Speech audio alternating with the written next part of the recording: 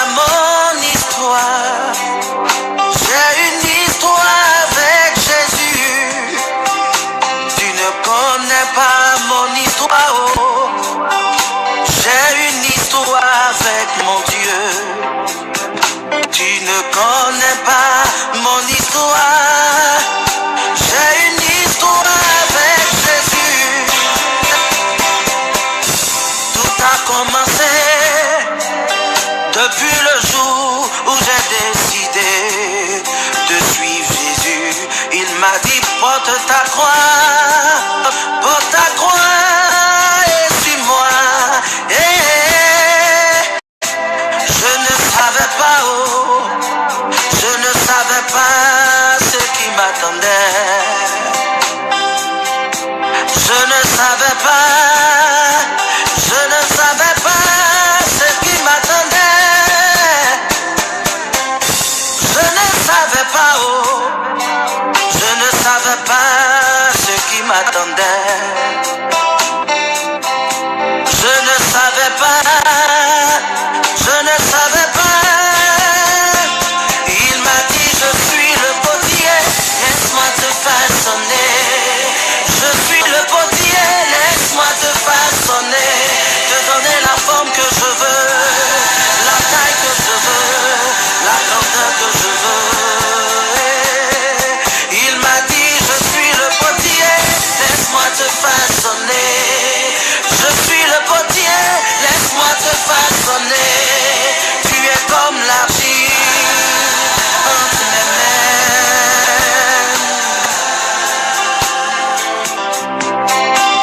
Tu ne connais pas mon histoire. J'ai une histoire avec mon Dieu. Tu ne connais pas mon histoire. J'ai une histoire avec Jésus. Tu ne connais pas mon histoire. J'ai une histoire avec mon Dieu. Tu ne connais pas mon histoire. J'ai une histoire avec Jésus. À cause de Jésus, j'ai tout laissé tomber. À cause de Jésus, j'ai tout abandonné. Renoncer à moi-même, tout donner, lui sacrifier ma vie.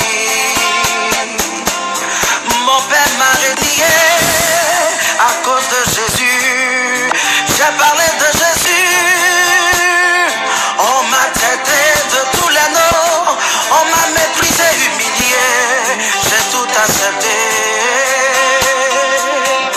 J'ai mangé dans les rues. Je n'avais plus personne. Ils m'avaient tous abandonné.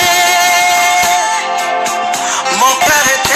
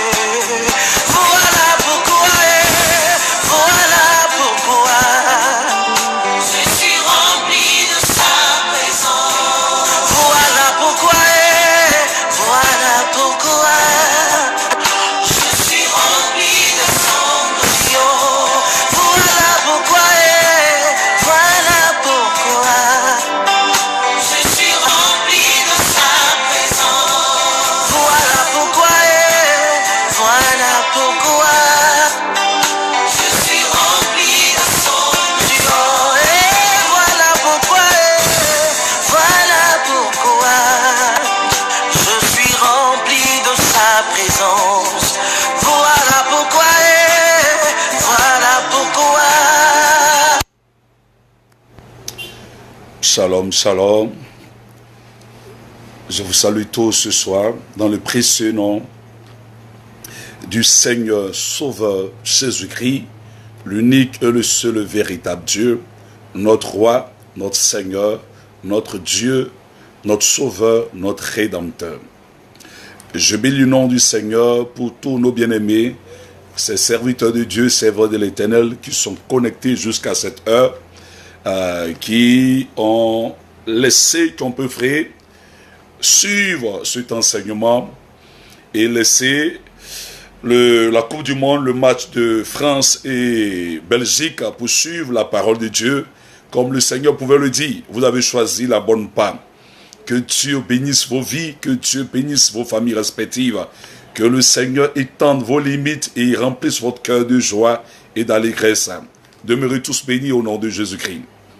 Notre thème ce soir, nous l'avons intitulé « Les réclamations spirituelles et les œuvres ». Alléluia. Donc ce soir, nous parlons des réclamations spirituelles, les réclamations qui sont aujourd'hui à la base de beaucoup d'échecs et de destruction, de déceptions amoureuses et de beaucoup de destruction dans les différentes vies de bon nombre de personnes. Et aujourd'hui, d'autres sont devenus la victime de certains marabouts féticheurs et autres à cause de ces réclamations. Parce que l'homme est fait de telle sorte que il est animé constamment d'un esprit, un désir de réussir. De vouloir coûte que coûte réussir sa vie. Mais ce soir, le Seigneur vient nous éclairer à la lumière de sa parole. Avant de commencer, j'aimerais mettre un point, souligner un aspect. Regardez, suivez très bien.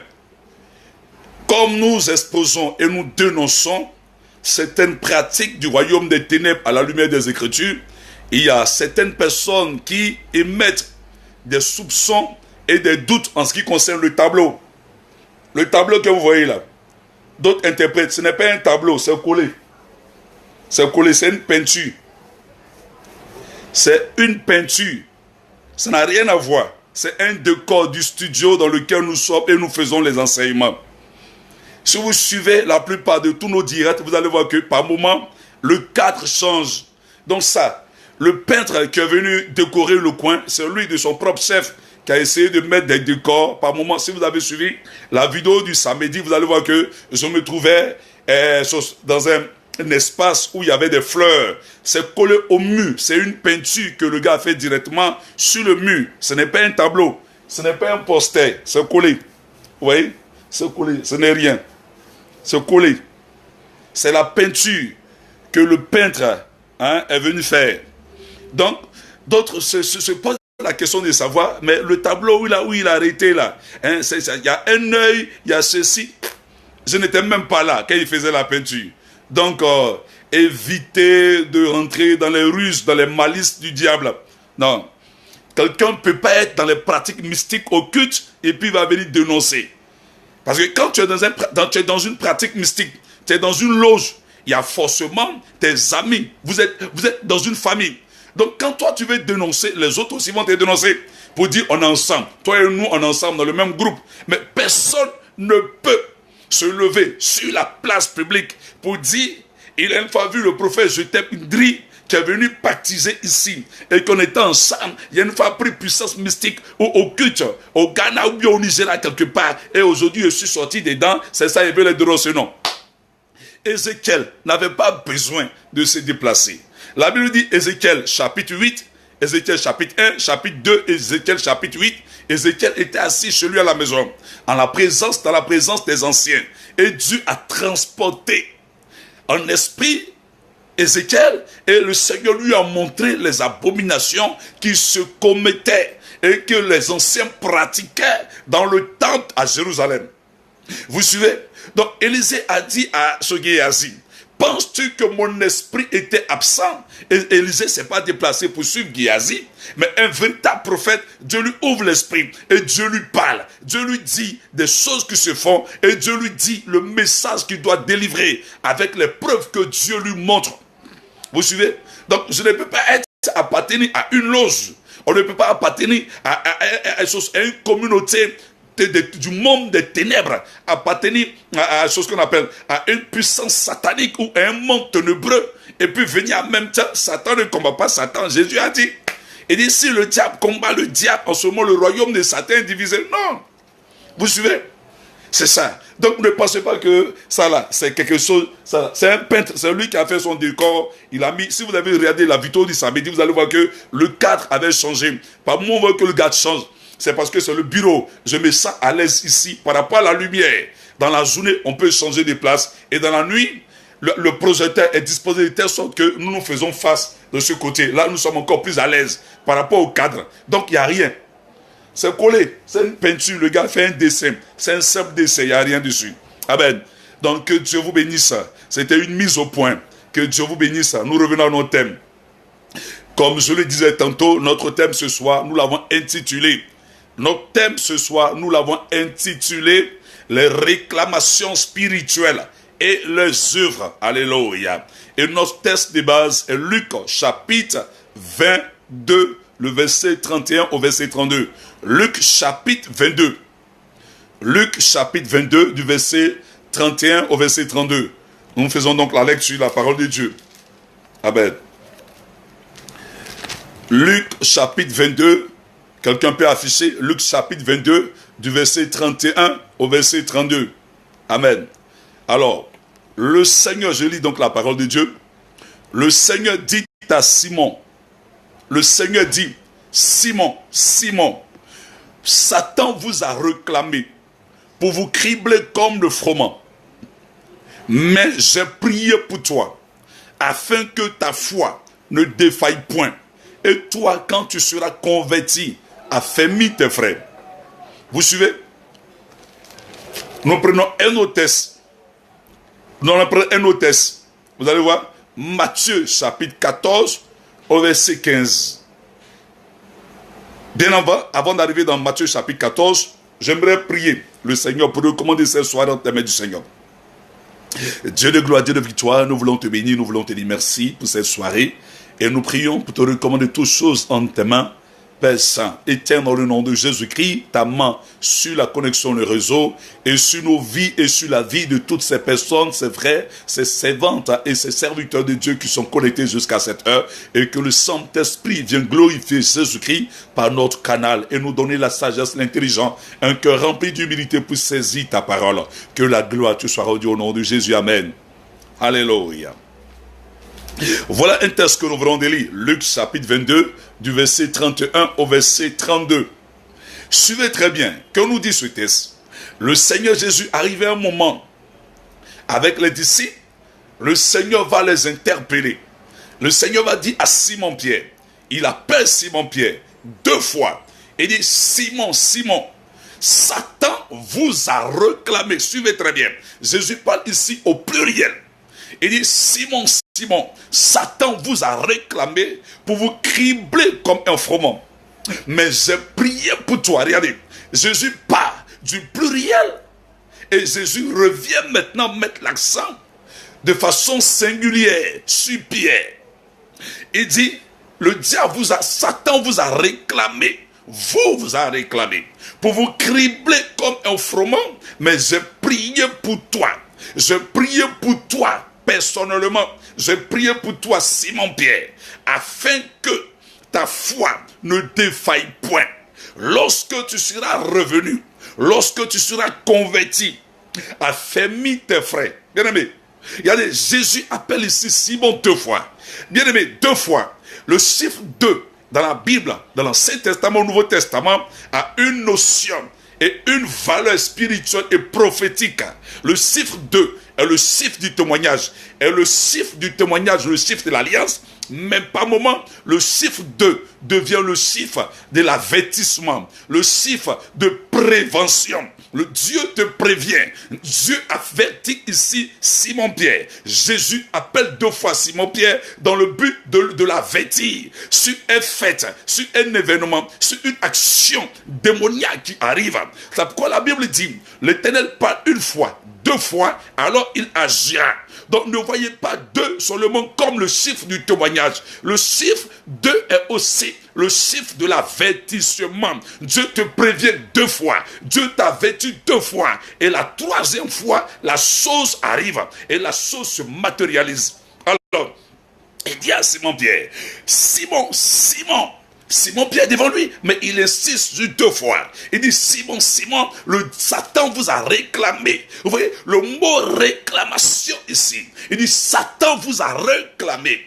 De vous à moi, est-ce que des gens qui marchent avec Jésus, des gens à qui Jésus a donné l'onction, des gens sur qui Jésus a soufflé, des gens qui sont partis, qui ont chassé les démons, et lorsqu'ils sont revenus, Jésus a dit, je voyais Satan tomber du ciel comme un éclair. Est-ce que Satan pouvait-il les réclamer alors qu'ils étaient chaque fois avec le Seigneur? Mais la Bible dit, Jésus même dit à Simon, Satan vous a réclamé pour vous cribler comme un froment, mais j'ai prié pour ta foi. C'est ici nous parlons de réclamation. Alléluia.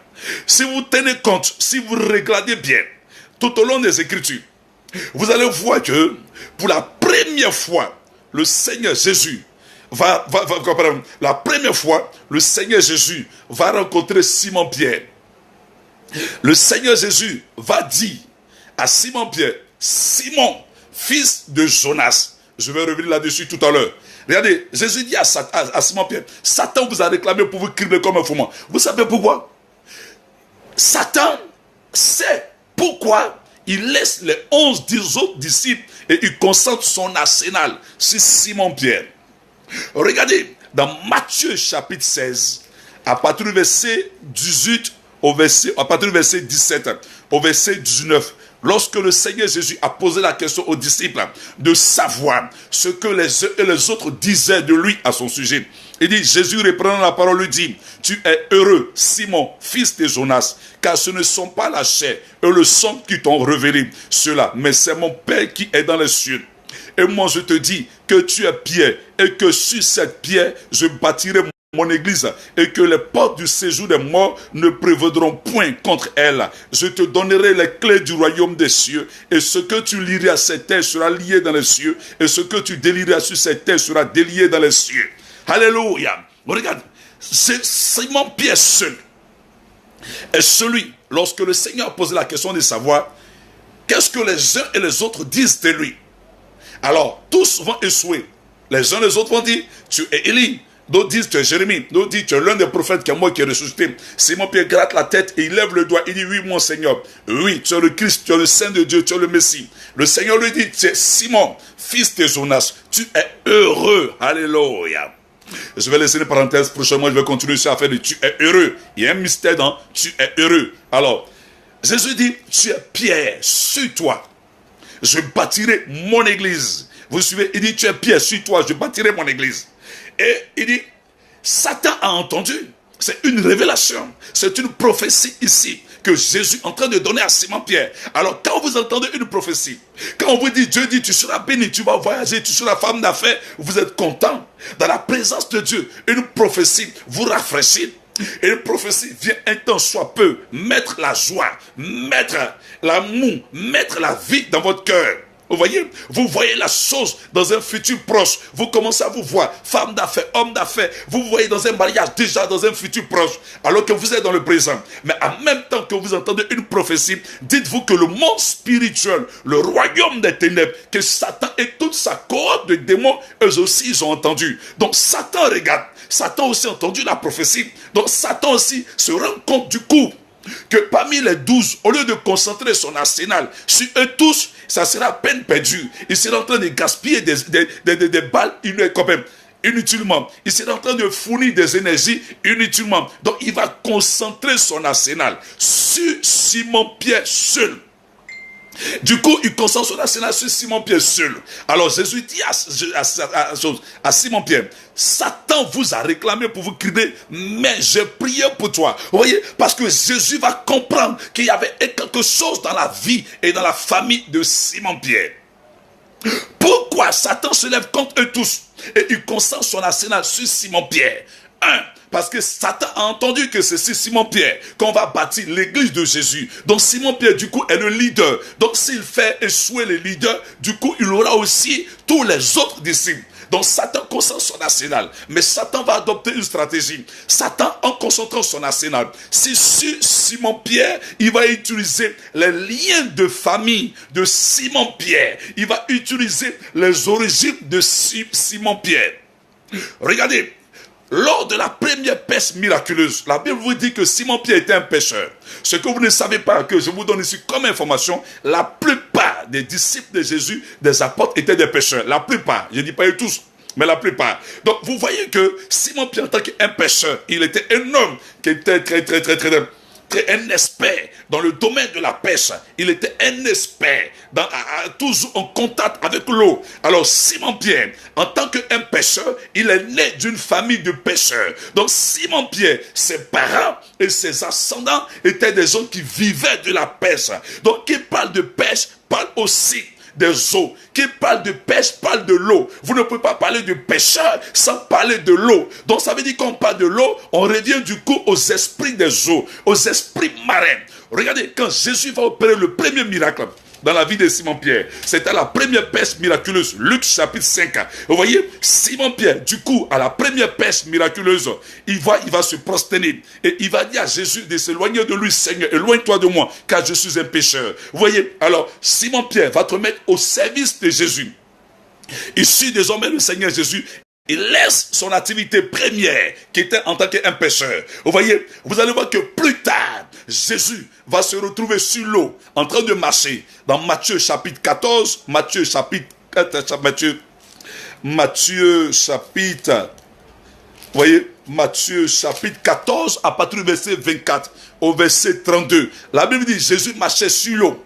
Et Simon-Pierre, les disciples, lorsqu'ils ont aperçu le Seigneur qui marchait sur l'eau, lors de la 4e veille, vous voyez, la 4e veille, ce que vous ne savez pas, le jour pour Dieu commence à partir de 18h. La Bible dit dans la Genèse chapitre 1, à la création, il y a eu un soir et il y a eu un matin. Donc Dieu commence à compter l'heure, le jour, à partir du soir, à partir de 18h. Donc quand on parle de 4 veilles, quand on dit 4e veille, ça veut dire qu'il y a 4 veilles dans le jour. Donc en supposant que le jour commence à partir de 18h, selon Dieu et selon certains juifs, à partir de 18h, donc une veille fait 3 heures du temps, c'est-à-dire de 18h à 21h, vous avez 3 heures du temps, ça vous fait la première veille. De 21h à minuit, ça fait 3 heures, un écart de 3 heures, ça fait deuxième veille. De minuit à 3 heures du matin, ça vous fait la 3e veille, et de 3 heures à 6 heures, ça vous fait la 4e veille. Donc quand Jésus marchait sur l'eau, pendant que les disciples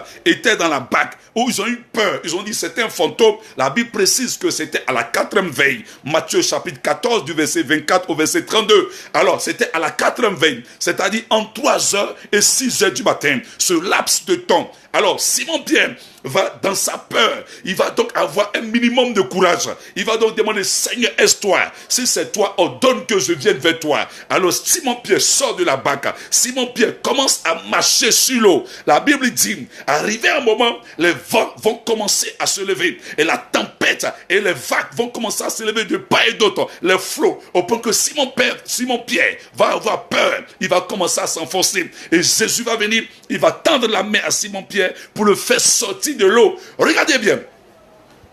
Simon-Pierre est pêcheur. Il est toujours en contact avec l'eau. Il vivait au bord de l'eau. Et il se nourrissait de l'eau, de l'activité de la pêche. Il pêchait les poissons. C'était un expert dans le domaine de la pêche. Ses ascendants étaient aussi pêcheurs. Des gens qui vivaient, qui n'étaient pas éloignés de l'eau. Vous suivez un peu? Donc ils vivaient de la pêche. Je viens vous apprendre ce soir, sous l'ancienne alliance, et aussi dans le moyen, dans l'histoire d'Israël et dans l'histoire de toute l'humanité, nos parents, jadis, dans toute activité qu'ils faisaient, toute activité était rattachée à des divinités païennes, où nos parents avaient quoi? Soit des gris-gris, des amulettes, soit pour réussir dans leur activité, dans un tel domaine ou un autre domaine, ou pour avoir la protection. Généralement, vous voyez autrefois le corps habillé, ça continue aujourd'hui. Des corps habillés, parce que c'est le métier de l'âme. Donc ils avaient des potions, des bagues, des amulettes anti-balles, c'est-à-dire pour être invisible, ou lorsqu'on tire sur eux, ça ne rentre pas. Donc dans l'Antiquité, toute activité était rattachée à une divinité païenne pour avoir la protection. Donc les ascendants de Simon-Pierre, comme ils vivaient de la pêche, ils avaient des divinités qui leur procuraient le succès dans le domaine de la pêche, et des divinités qui leur permettaient d'avoir quoi? La protection. Et du coup, Simon-Pierre, dans la famille de Simon-Pierre, il y avait un esprit de l'eau qui contrôlait cette famille. Vous suivez? Et c'était cet esprit de l'eau que les parents adoraient. Je ne dis pas que Simon-Pierre adorait, non. Mais ces liens étaient dans la famille de Simon-Pierre. Et Simon-Pierre était pendant des années au bord de l'eau. Et du coup, Jésus dit à Simon-Pierre, viens. Et la Bible dit, le Seigneur dit, Simon-Pierre dit, si c'est toi, Seigneur, ordonne que je vienne vers toi. Et Simon-Pierre a commencé à marcher sur l'eau. Or, Jésus dit, Luc chapitre 10, à partir du verset 19, il dit, voici, je vous donne le pouvoir de marcher sur les serpents et les scorpions, sur toute la puissance de l'ennemi, car rien ne pourra vous nuire. Il dit, marcher sur l'eau.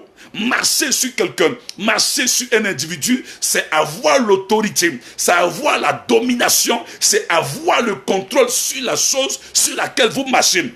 Donc les esprits des eaux, du coup, ne pouvaient pas accepter que Simon-Pierre marche sur eux, parce qu'ils sont là depuis longtemps. Il y avait un lien, une alliance dans la famille de Simon-Pierre que les parents avaient adoré. Les esprits des eaux dans certaines familles, les esprits de montagne, dans certaines familles, il y a des bois sacré, une forêt sacrée dans certaines familles. Et du coup, Simon-Pierre veut marcher sur l'eau, c'est-à-dire Simon-Pierre va avoir l'autorité sur eux. Simon-Pierre veut pouvoir dominer sur eux. Donc, automatiquement, la Bible dit, les eaux vont commencer à se lever. Oui, les eaux vont commencer à se lever. Simon-Pierre va avoir peur et les eaux seront en train de faire une force d'attraction pour attirer Simon-Pierre à le noyer. Et Jésus vient tendre la main pour le faire sortir. Regardez très bien. Jésus maintenant dit à Simon-Pierre, il dit, le diable vous a réclamé. J'ai prié pour toi, Simon-Pierre, parce que Jésus voyait que les esprits, des liens dans la famille de Simon-Pierre, parce que eux tous étaient des pécheurs. Ils sont nés de la pêche, ils ont vécu au bord de l'eau pendant des années. Les parents étaient des pêcheurs et personne n'est sorti de ce milieu de pêcheurs pour réussir une autre vie. Vous voyez? Donc les esprits des eaux ne pouvaient pas accepter. Donc du coup, Jésus veut venir changer la vie de Simon-Pierre. Du coup, Simon-Pierre veut abandonner la pêche pour aller faire un autre métier, pour aller faire une autre activité, pour aller exercer une autre fonction. Les esprits ne peuvent pas accepter ça. Parce que les ancêtres ont fait des alliances pour pouvoir réussir dans la pêche. Mais ils ne pensaient pas que ça pouvait avoir un contrôle sur leur vie. Regardez, vous allez voir plus tard, quand Jésus va partir, dans Jean chapitre 21, la Bible dit, dans Jean chapitre 21, Simon-Pierre, puisque Jésus est monté vers le ciel, dans Jean chapitre 21, Simon-Pierre va s'asseoir. Simon-Pierre réfléchit. Jean chapitre 21, à partir du verset 1 au verset 2, au verset 23, au verset 3. Simon-Pierre dit, voici, je vais pêcher. Regardez, toi tu as laissé la pêche et tu as suivi Jésus. Et tu as laissé la pêche. Et Jésus t'a donné une autre activité. Jésus t'a donné une autre fonction. Jésus a fait de toi pêcheur d'âme. Et tu deviens pêcheur d'hommes. Maintenant, comme Jésus n'est pas, les esprits des eaux commencent à attirer Pierre. Commencent à dire à Pierre, Pierre reviens, Pierre reviens. Toi, Jésus t'a fait sortir de l'eau. Il t'a fait sortir de la pêche. Il t'a dit désormais, tu ne seras plus pêcheur de poissons, tu seras pêcheur d'hommes. Et tu as commencé à suivre pendant 3 ans et demi le Seigneur. Et un bon matin, Jésus n'est pas là. Simon-Pierre grasse la tête. Vous voyez, non, il retourne à l'eau. Il dit non, les gars, moi, il retourne à l'eau, il m'a pêché. Vous voyez, les esprits des eaux, l'esprit de réclamation se met en marche pour ramener Simon-Pierre en arrière. Parce que les esprits des eaux disent, jamais un homme dans ta famille n'est sorti pour aller faire autre chose. Vous êtes pêcheurs. Vous, vos enfants, vos petits-enfants, tous les milieux pour réussir là, c'est la pêche.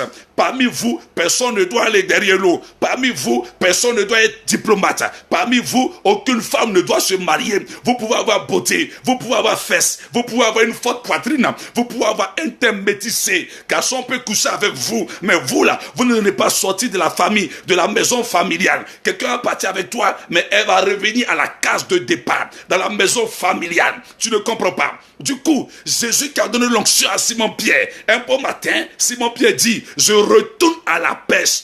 Et les disciples ont dit, on va aussi avec toi. Vous voyez? Vous voyez? Les esprits de réclamation sont en train de ramener Simon-Pierre à la pêche. Alors que tu as abandonné la pêche pour suivre Jésus. Regardez, je vais vous expliquer, je vais vous donner une révélation.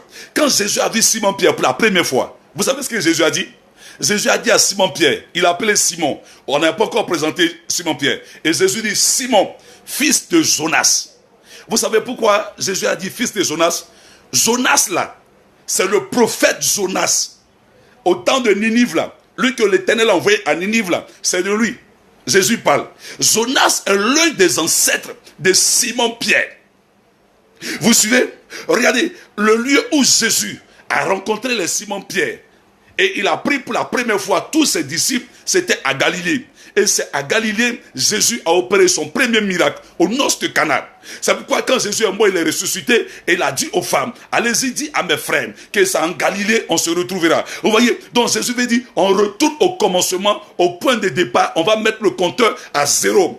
C'est en Galilée. Jonas était de la Galilée. Donc les pharisiens ne savaient pas. Les pharisiens ont dit à Jésus, parce qu'ils ont su que Jésus était beaucoup en Galilée et que là-bas il a opéré son premier miracle et qu'il a choisi tous ses disciples, la plupart en Galilée, ils vont dire à Jésus, aucun prophète n'est jamais sorti de la Galilée. Ils disent des choses qu'ils ne maîtrisent pas. Le prophète Jonas de l'Ancien Testament, lui qui est allé en Ninive, Jonas était né de Galilée et il était de Galilée. Donc Jonas était l'un des ancêtres de Simon-Pierre. Or, quand l'Éternel a envoyé Jonas pour aller à Ninive, Jonas était sur l'eau. Vous voyez, Jonas a pris un navire. Vous voyez, dans la famille de Simon-Pierre, ils ont toujours des liens avec l'eau. Jonas aussi, il était sur un navire, dans l'eau. Et il était sur l'eau. Et on l'a jeté dans l'eau. Vous suivez, l'Éternel envoie Jonas pour lui donner une mission. Et Jonas fuit la mission. Vous voyez, l'esprit de Jonas, c'est l'esprit qui va dans le sens contraire de la destinée. L'esprit qui va dans le sens contraire de la vision de Dieu. L'esprit qui va dans le sens contraire de la mission que Dieu vous donne. Jonas a fui la mission. Il a refusé d'aller à Ninive. Il allait payer un ticket pour monter sur un navire pour aller ailleurs. Il est en train de partir dans le sens contraire de la mission. Quand Jésus a vu Simon-Pierre, il a vu l'esprit de Jonas qui était dans son ascendant, son ancêtre était aussi en Simon-Pierre. Quand Jésus est monté au ciel, Simon-Pierre était là. Dans Jean chapitre 21, il va dire aux apôtres encore, aux amis, aux disciples, il dit les gars, moi, je retourne en arrière, je m'avais encore à la pêche. Vous voyez, l'esprit de Jonas, le même esprit de Jonas va avoir une influence sur la vie de Simon-Pierre. Toi, Dieu t'a fait sortir de la pêche. Et il te confie une nouvelle mission. Et comme il n'est plus là, après 3 ans et demi, un beau matin, tu veux retourner encore à la pêche. Simon-Pierre va dans le sens contraire de la mission que Dieu lui donne. L'esprit de Jonas. Voici pourquoi Jésus a dit à Simon-Pierre, Simon, fils de Jonas. L'esprit de Jonas est l'esprit qui va dans le sens contraire. Cependant, en Jonas, il y a une bonne chose. Cependant, en Simon-Pierre, il y a une bonne chose. Simon-Pierre, il y a un homme zélé, un homme de foi. Quand Simon-Pierre est déterminé, il est déterminé. Jésus a vu les erreurs, il a vu les failles, mais il a aussi vu quelque chose de beau en Simon-Pierre. Raison pour laquelle il a dit, sur toi, je bâtirai mon église. Vous voyez, l'esprit de réclamation vous laisse partir. Arrivé à un moment, puisque l'esprit de réclamation ne vient pas vous tuer. L'esprit de réclamation travaille avec les esprits familiers, les esprits qui sont dans vos familles. Et l'esprit familier travaille aussi avec les esprits d'exécution. Regardez, quand on lance dans le domaine juridique un mandat d'arrêt, le mandat d'arrêt est toujours accompagné de 2 autres mandats. On vous dit mandat d'arrêt international est suivi de mandat de amener. On t'arrête et on t'amène. Et est suivi aussi d'un autre mandat qu'on appelle mandat de dépôt. Vous suivez? Donc, vous voyez, donc les esprits de réclamation travaillent avec les esprits familiers et les esprits exécuteurs. Les esprits de réclamation peuvent vous laisser. Vous partez en France, un beau matin, vous êtes en France, vous vivez votre vie, vous vous mariez, et puis un beau matin, l'esprit de réclamation envoie une pensée. Tu es là, tu dis non, moi j'ai envie de retourner en Afrique, j'allais voir mes parents, j'allais au village. Vous voyez, aller au village n'est pas mauvais, mais l'esprit de réclamation vient avec des esprits qui vont vous envoûter, qui vont mettre une vive pression, qui vont mettre une vive action sur votre vie pour vous envoûter, pour vous ensorceler, pour vous ramener en arrière. Vous savez, il y a des gens, un bon matin, ils se sont levés pour dire non, moi j'ai quitté Paris, je vais retourner en Côte d'Ivoire pour aller saluer mes parents. Quand ils viennent en Afrique pour saluer les parents, ils oublient la pensée qu'ils ont fait un foyer en France et puis ils disparaissent.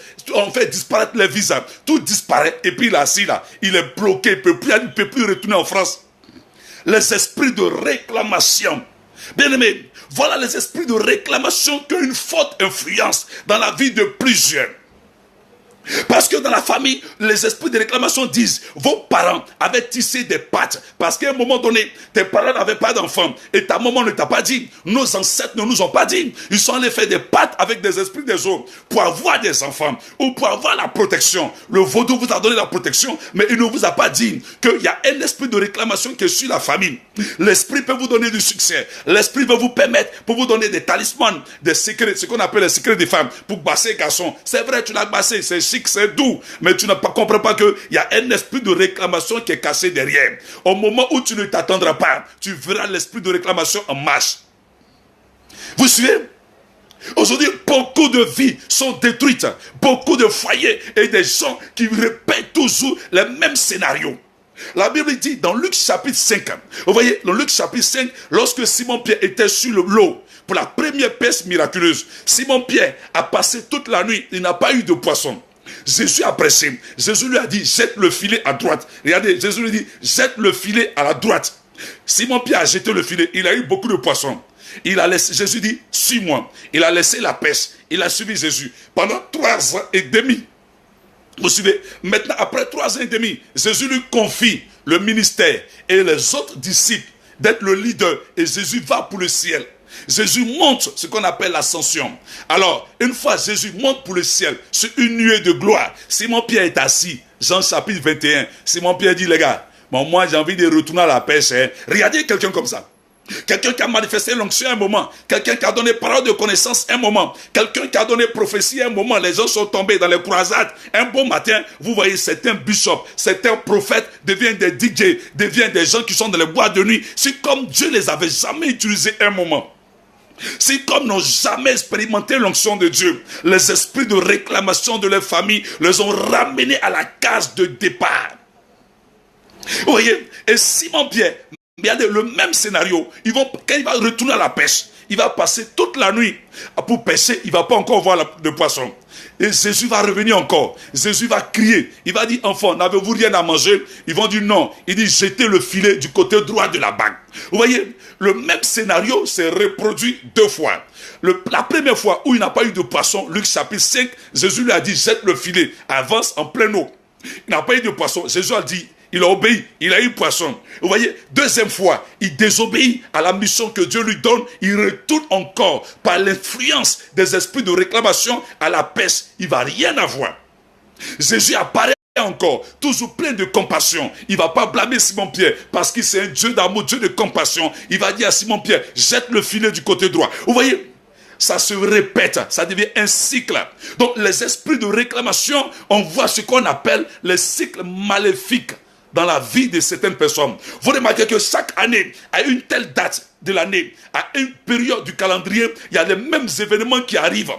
Vous remarquez qu'à une certaine période de l'année, vous avez toujours une même maladie qui réapparaît. Ça devient des cycles, des répétitions qui reviennent. Tu rentres dans un foyer, et au début c'est chic. Arrivé un moment, l'homme te quitte, ou bien il te bat, vous vous séparez, et tu te fâches. Tu retournes dans la maison familiale, et puis tu te plains. Et puis tu es fier, tu es orgueilleuse. Donc les esprits de réclamation travaillent avec des esprits familiers qui peuvent mettre l'orgueil dans le cœur d'une femme, qui peuvent mettre la fierté, l'égoïste dans le cœur d'une femme. Pour dire, moi, mon papa n'a jamais parlé comme ça à ma maman. Mon papa n'a jamais tapé ma maman. Donc elle prend ses bagages, elle se fâche, on demande pardon, elle dit elle ne veut pas, et puis elle retourne. C'est comme ça l'esprit de réclamation fait sortir beaucoup de femmes de foyer. Parce qu'on dit, personne ne s'est marié.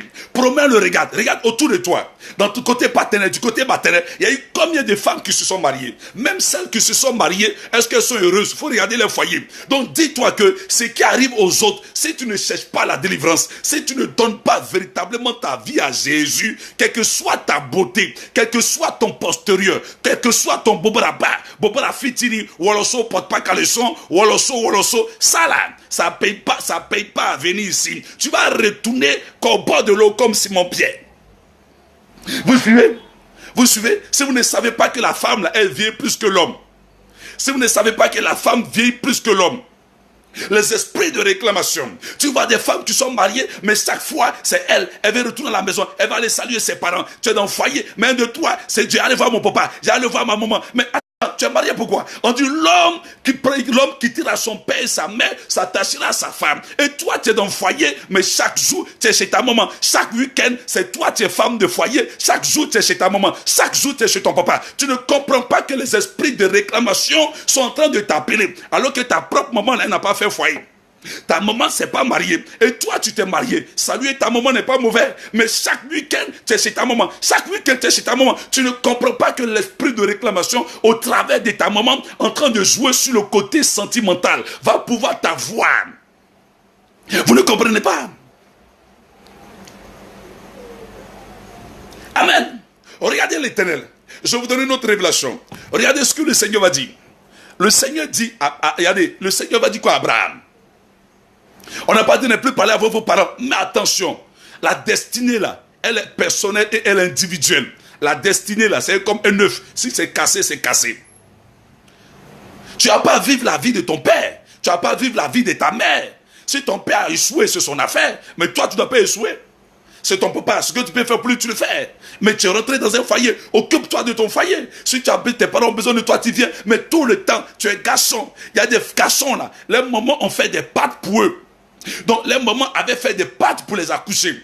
Et un tel garçon, il est lié à sa maman. Quand même qu'il est marié, sa maman devient sa maîtresse. Donc ça va créer un esprit de jalousie entre sa femme et sa belle-mère, entre sa femme et sa mère. Parce que tantôt sa femme devient comme mari de nuit spirituel, femme de nuit. Parce que sa femme, sa mère a fait des pâtes pour lui. Donc il y a un esprit de réclamation qui le lie à sa mère. Un esprit de réclamation qui le rattache à sa maman. Il se confie plus à sa mère qu'à sa femme. Regardez, l'Éternel a dit à Abraham, va-t'en de la maison de ton père. Vous suivez, il y a des choses, ce sont des lois, c'est des principes.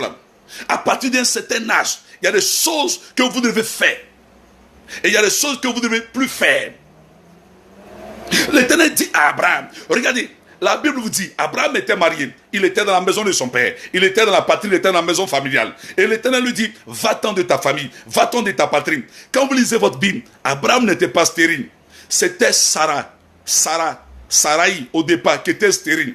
Parce que quand il a couché avec Agar, ils ont eu un enfant. Donc ça veut dire que la stérilité ne se trouvait pas du côté d'Abraham, mais c'était du côté de Sarai. Pourquoi? Sarah était la demi-sœur d'Abraham. Sarah était la demi-sœur d'Abraham. En ce temps, Dieu permettait. Donc, Abraham a marié sa demi-sœur. Et les deux sont ensemble. Donc, ils sont dans la maison, la famille. Quand on parle, tu vois, certaines personnes, non, papa a construit à Bizin ici. Nous, on a construit une maison de famille au village. Le Seigneur dit, l'homme quittera son père et sa mère. Et toi, c'est une maison de ton papa qui a construit, c'est dessus, tu comptes. Dieu, attends, il y a les choses là. Dieu ne peut pas parler aux gens. Il peut parler. Mais c'est que certaines personnes sont tellement attachées à leurs parents, à sa maman, à son papa. Donc même quand Dieu va parler, Dieu va donner une révélation, ils vont dire c'est faux. Que tu es un homme de Dieu, tu veux diviser. C'est vrai qu'il y a des prophètes qui exagèrent. Il y a des prophètes qui amènent la division dans certains foyers. Mais il y a des choses que vous devez éviter de faire ou vous devez faire. Dieu ne peut pas dire à Abraham, parce qu'Abraham était attaché à faire des familles. Il y a des gens qui sont tellement familles. Dieu dit à Abraham, va-t'en de la maison de ton père. Regardez, c'est Sarai qui était stérile. Ils vont quitter. Par la suite, Dieu va opérer un miracle. Sarah va enfanter Isaac. Vous suivez? Regardez, quand Isaac va grandir, la Bible dit, la femme d'Isaac c'est qui? Rebecca. Donc, Abraham a dit à son serviteur d'aller dans la maison de sa famille, de ses parents, pour aller prendre femme pour son fils Isaac. Donc Rebecca était la maison de qui? Était la sœur, était la parente de Abraham et d'Isaac. Dieu te dit à Abraham de quitter la maison familiale. Et toi tu sors. Et toi maintenant, tu as un enfant. Il a opéré un miracle. Maintenant ton enfant grandit et tu dis encore à ton enfant de retourner dans la maison de tes parents pour aller prendre une fille là-bas. Rebecca était parentée à Abraham et à Isaac. Regardez, conséquences, résultats. On dit Isaac et Rebecca aussi étaient stériles. Vous voyez, Rebecca était stérile. Ça veut dire qu'il y a une malédiction, il y a un esprit de réclamation dans la famille d'Abraham qui met la stérilité dans la vie des femmes. Alors, Isaac va prier pour sa femme, Rebecca. Et Dieu va opérer un miracle. Ils vont enfanter 2 enfants, Jacob et Ésaü. Là, arrivé un moment, Isaac et Rebecca vont dire à Jacob, faut fuir, va chez mon oncle là-bas, faut prendre une femme là-bas. Vous voyez, ils sont toujours en train de retourner dans la maison familiale.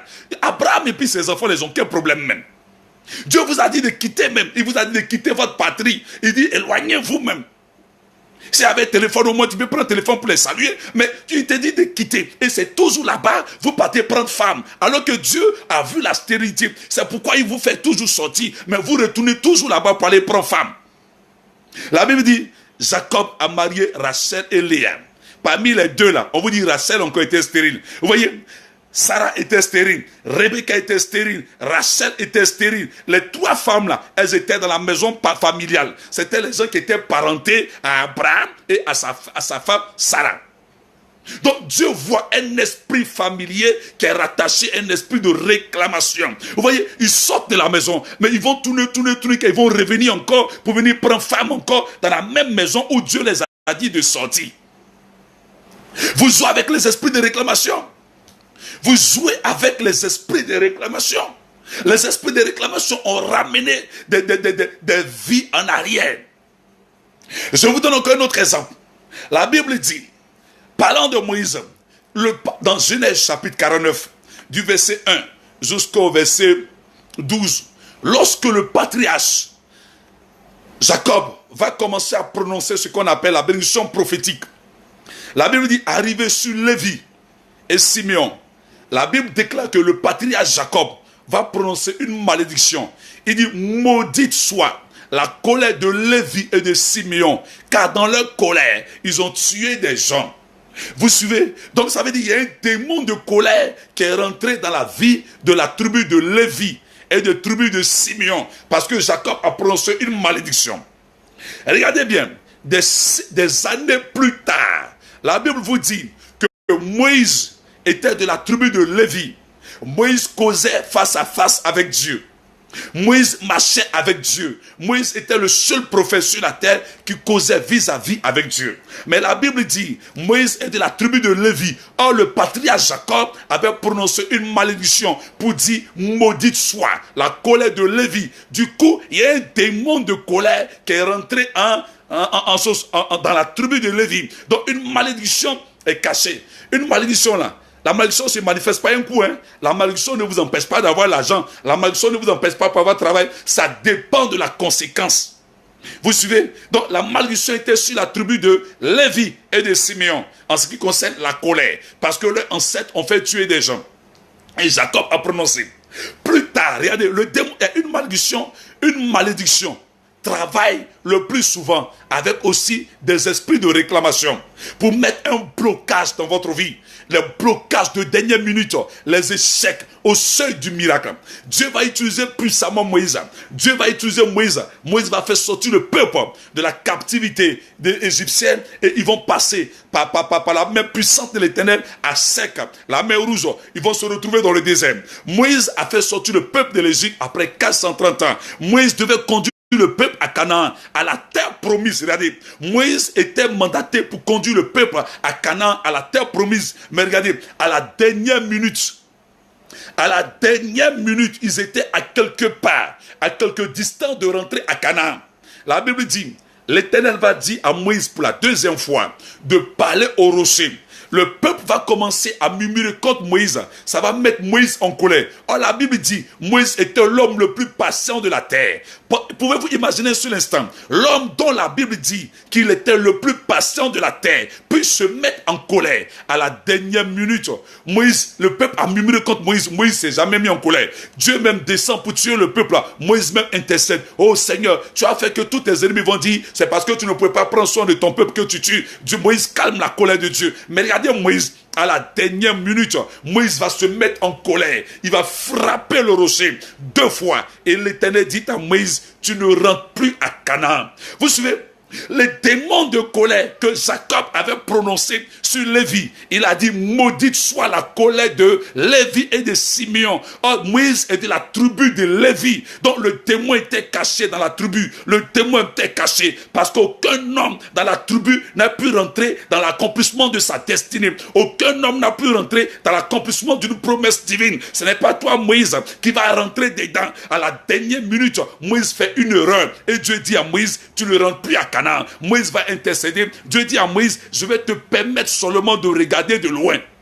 Vous voyez, les esprits de réclamation viennent mettre un barrage, viennent mettre un blocage à la dernière minute.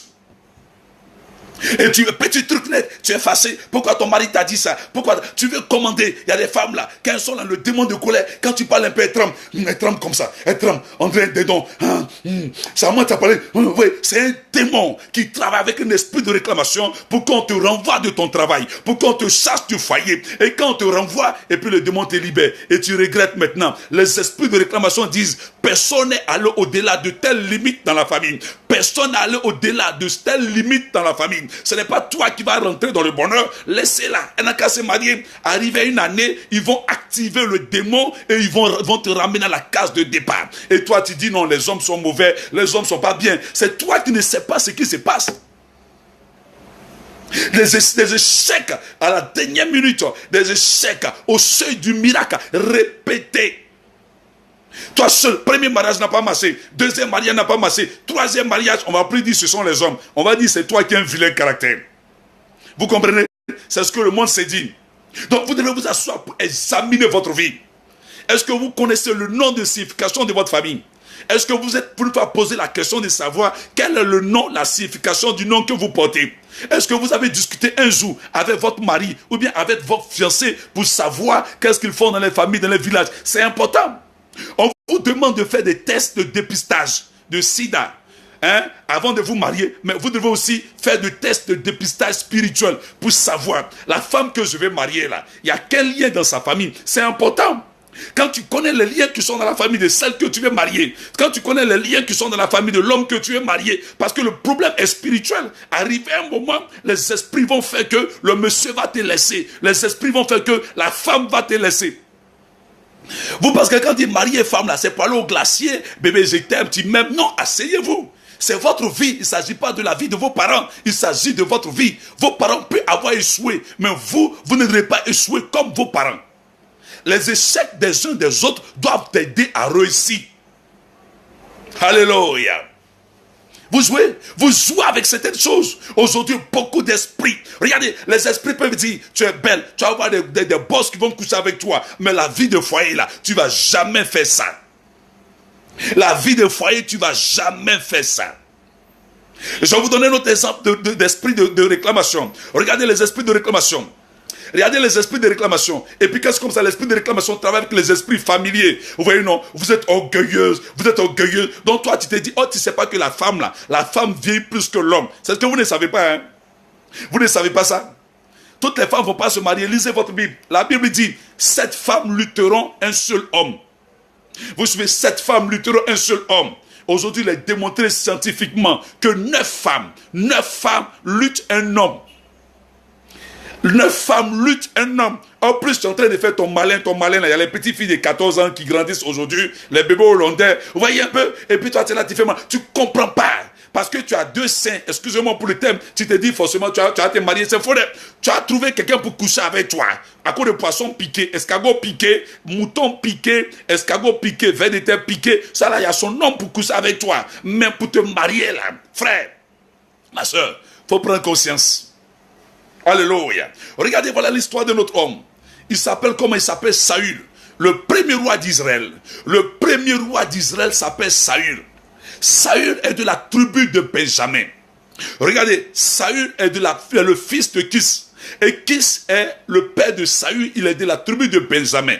Regardez, Benjamin est le fils de Rachel. Benjamin est le fils de Rachel. Maman de Joseph là, c'est sa maman. Regardez, la Bible dit dans Genèse chapitre 35. Genèse chapitre 35. Lorsque Jacob, le patriarche, rentrait à Bethel, rentrait dans le pays que Dieu lui a promis, et Rachel a accouché sur le chemin. Genèse chapitre 35, Rachel a accouché Benjamin sur le chemin. Ça veut dire Rachel n'est pas rentrée dans le pays que Dieu a promis à chose qu'on appelle Jacob. Elle a accouché Benjamin sur le chemin et elle est morte. Pendant qu'elle mourait, elle a prononcé un nom sur Benjamin pour lui donner un nom qui veut dire la cause de mon mal. Donc le nom de Benjamin signifie la cause de mon mal. Du coup, le patriarche Jacob qui a eu une expérience des noms, l'influence des noms, il va reprendre, il va annuler ce nom, il va changer ce nom, il va donner le nom Benjamin à Benjamin, ce qui veut dire le fils de ma droite. Regardez, Rachel a accouché Benjamin. Elle est sur le chemin. Elle n'est pas rentrée dans le pays. Donc, ça veut dire quoi? L'esprit de Rachel, c'est l'esprit de blocage de dernière minute. L'esprit de limitation qui vous empêche de rentrer dans votre bonheur, dans votre épanouissement, dans votre mariage, dans votre destinée, dans votre élévation, dans votre progrès, dans votre promotion. Vous commencez une affaire, mais vous terminez en queue de poisson. Vous prenez des crédits pour investir dans une bonne affaire, mais vous sortez toujours avec des dettes. Alors que vous avez des capacités, mais vous avez du mal à vous en sortir. Vous débattez, tu payes un magasin, après ton magasin tombe, tu reviens pas, après tu reprends encore, ça tombe. Ceux même qui te soutiennent sont découragés, ils refusent même d'investir en toi, mais tu ne comprends pas le problème. Regardez, Saül est de la tribu de Benjamin. La Bible dit, pour la première fois, le prophète Samuel va rencontrer Saül. Il va dire à Saül, l'Éternel me dit de te dire, tu es le roi, celui qui va établir sur Israël. Vous suivez? Alors du coup, le prophète Samuel va avoir la révélation. Il va dire dans 1 Samuel chapitre 10 à Saül, il dit, lorsque tu vas te séparer de moi, tu trouveras 2 hommes près du sépulcre de Rachel. Regardez, Rachel qui est morte depuis combien de siècles en arrière. Rachel, Saül même, il ne sait rien de Rachel. Saül ne sait rien de Benjamin, mais il sait qu'il est de la tribu de Benjamin. Et on te dit Rachel qui est morte depuis Genèse chapitre 35, jusqu'à on est rentré dans les juges, dans Exode, toutes ces choses-là, jusqu'on arrive dans 1 Samuel chapitre 10. Rachel vient faire quoi ici?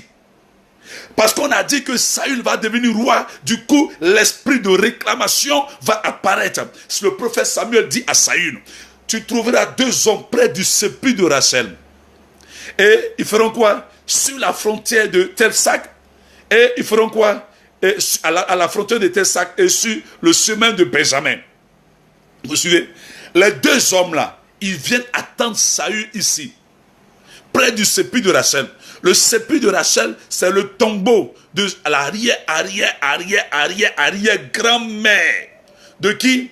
De Saül. Parce que Saül est de Benjamin. Benjamin est le fils de Rachel. Comme Rachel n'est pas rentrée dans le pays, elle est morte. Ça veut dire le blocage. Et comme on est venu donner une bonne parole à Saül pour dire tu seras roi, du coup, l'esprit de Rachel apparaît pour faire la réclamation, pour dire parmi tous ses enfants, les petits enfants, personne ne doit réussir. Personne ne doit aller au-delà des limites. Personne ne doit rentrer dans sa destinée. Le jour où on a décidé de dire à Saül que Dieu dit tu seras roi, l'esprit de Rachel apparaît.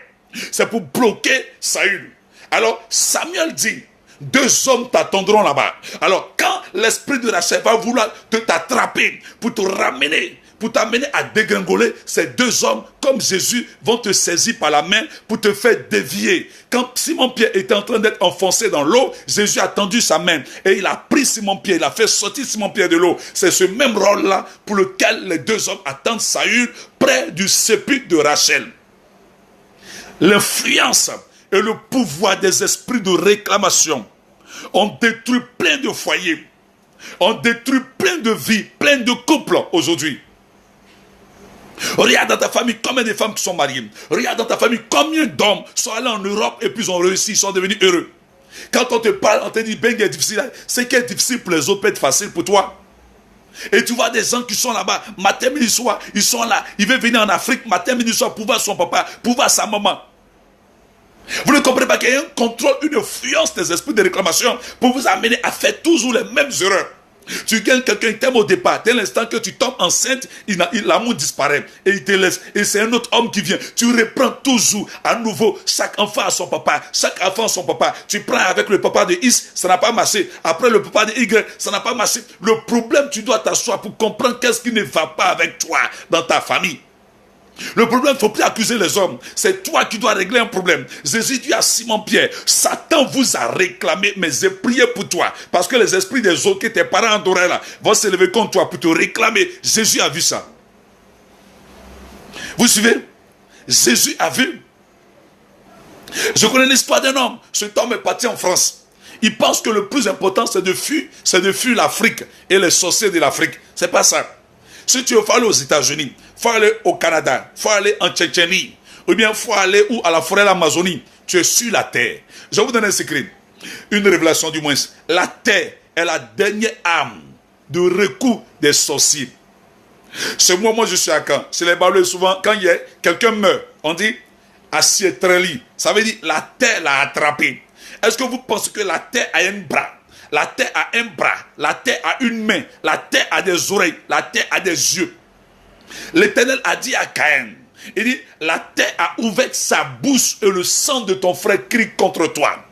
Si tu veux tes parents même, il ne faut pas ils vont savoir là où tu es. Le plus important, ce n'est pas de te cacher, mais quand ils vont invoquer ton nom, parce que tu es de tel village, tu es né ici, même si tu n'es pas né ici, que tu es né aux États-Unis, vous êtes liés par le sang. Donc quand ils vont faire des incantations, ils vont appeler ton nom, les esprits de réclamation vont avoir une influence sur toi.